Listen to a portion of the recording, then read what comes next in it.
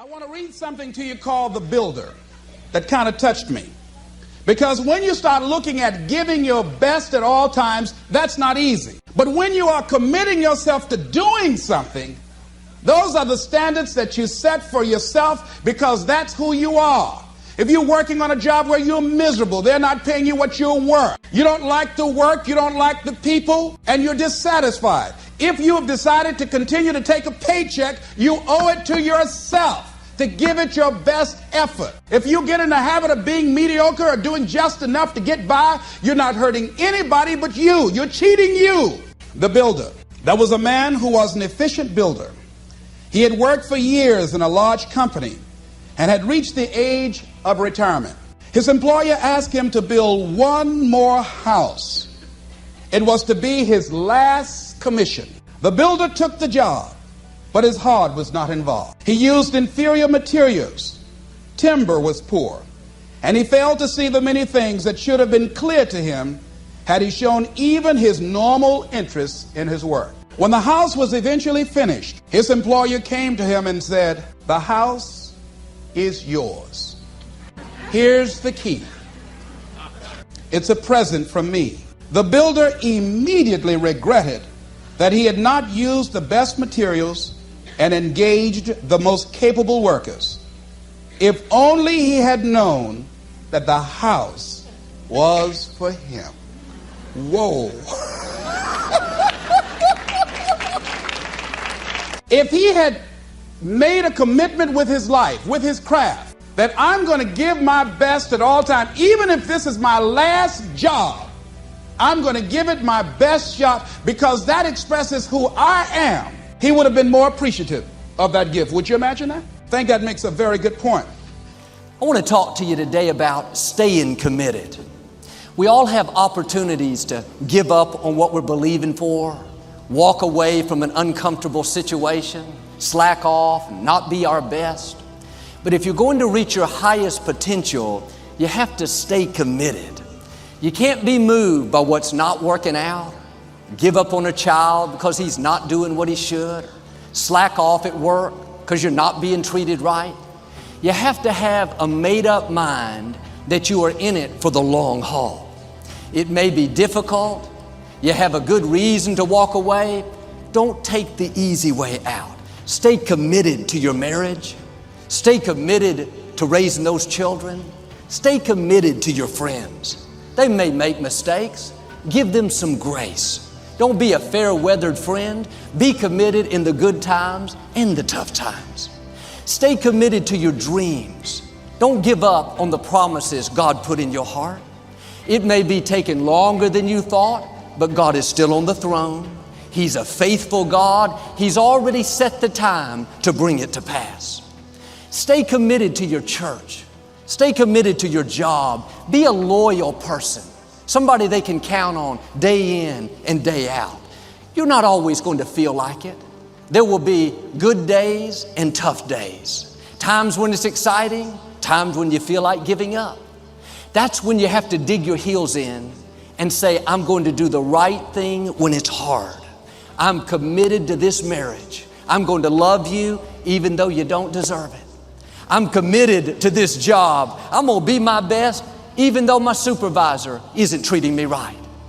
I'm committed to my dreams. I'm not going to give up because I don't see anything happening. I'm going to keep believing, expecting, thanking God. I know it's on the way. God rewards consistent, faithful, committed people. No, stop looking to people and start looking to God. He not only controls your destiny, He controls the whole universe. He determines how high you're going to go. No person, no supervisor, no company can stand against God. He knows what's happening. He sees what's unfair. When you stay committed to your job, when you keep being your best day in and day out, despite who doesn't like you, God will make it up to you. God is your source. He has the final say. Well, Joel, it's difficult to stay committed to my job, committed to my marriage, committed to this dream. Nothing's going my way. If it was easy, everyone would do it. God chose you because He knew you can handle it. You have the courage, the strength, the talent, the anointing. You're not weak. You're not lacking. You are full of can-do power. You didn't come this far to stop now. And the people that see dreams come to pass are the people that stay committed. I've heard it said, on the road to your destiny, halfway through, every person will be tempted to give up. Some turn around and go back. The others stay committed and keep moving forward. What's interesting is both people travel the same distance. One goes halfway back to where they started. The other goes halfway ahead and reach their goal. Committed people outlast the difficulty. Committed people stick with a relationship even though they have a right to walk away. Committed people go the extra mile and do more than they have to. Is there an area you've been tempted to give up in or just slack off, not be your best? God is saying, stay committed, stay faithful, stay loyal. Committed people reach the fullness of their destinies. You have to understand why you're going through the period that's causing you to make you want to give up. See, the devil has one mission only, is to rob you of your destiny. That's the devil's only job. If he can get you to give up, you have been robbed of your destiny. If he can get you to become a criminal, he robs you of your destiny. If he gets you to never follow your dream, chase your dream, he robs you of your destiny.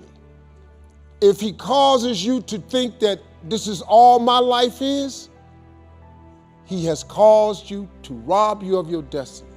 You just have to understand that Satan has one job: to rob you of your destiny.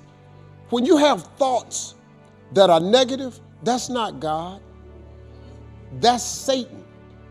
He's doing everything he can to keep you from being who God made you to be. You got to get focused, man. You got to understand that this hard time that you're going through is everything you're going through is preparing you for what you ask God for. Every trial and tribulation you go through prepares you for the life God has for you. All the hard times. First of all, let me just say just one last thing. Now I got to take this picture. You cannot name one single thing that God has not brought you through. If he hasn't brought you through it, he's currently pulling you through it right now.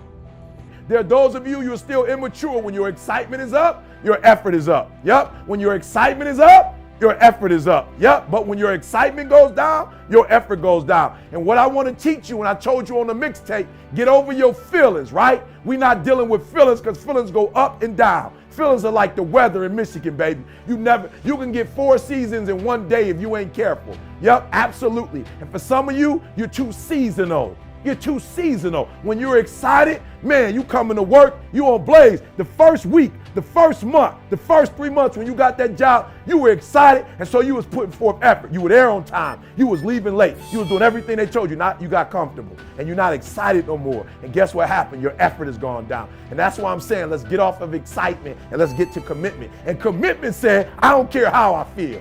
Commitment said, I don't care how I feel. I don't care if I'm excited. I don't care if I'm pumped up. I don't care if I'm fired up. Listen to me very closely. I told you, life ain't no crystal stair for me, and everything don't always go well. So then why am I doing TGIM and I always look excited? Because I'm committed. Somebody gonna have the nerve to say to me, ET, you charging now? You charging for the content? You're not doing TGIM no more? Listen to me. You know I'm doing TGIM. Why? Because I made a commitment. I don't owe nobody nothing. I'm doing this because I made a commitment. I made a commitment to the world that I was going to provide motivation and inspiration and empowerment. So do me a favor, get off of that feeling stuff. Get off your excitement. You don't have to be excited. You made a commitment to that job. Did nobody force you to take that job? You signed your name on the dotted line. Eric, I'm not feeling my marriage. I'm not excited anymore. It had nothing to do with excitement. You made a commitment in front of her mama, in front of her daddy. You made a commitment in front of his family. You made a commitment in front of God. You made a commitment in front of that pastor, in front of that priest. You made a commitment. Now it's time to put up. Yeah, that's right. Put up. We ain't saying put up and shut up. It's time to put up because you made the commitment. So I need you to do me a favor. If you find yourself going up and down with your effort, and remember, some days 70, oh, you were so pumped when you got accepted into that university. You put the acceptance letter on. You had the sweater on. You went to school the first 2 weeks. You pumped up. You excited. Now that class done punch you in your mouth. Yup. Now that freedom of being in school, like you can't handle the freedom right now. And you've lost your excitement now, right? Right now, you missing home. You homesick. Now, you ain't feeling the food. You done got sick. Listen to me very closely. The excitement is gone, but the commitment is still there. Your mama paying $25,000. Your daddy paying $35,000 for you to go to school. This ain't about excitement. This is about commitment, guys. So I want to help you out. What's the gap, E.T.? What's the gap, E.T.? E.T., why am I not great? E.T., why am I not doing great things? You. Nobody else can change your life, alter your ambitions, pave a golden road for you. But you can.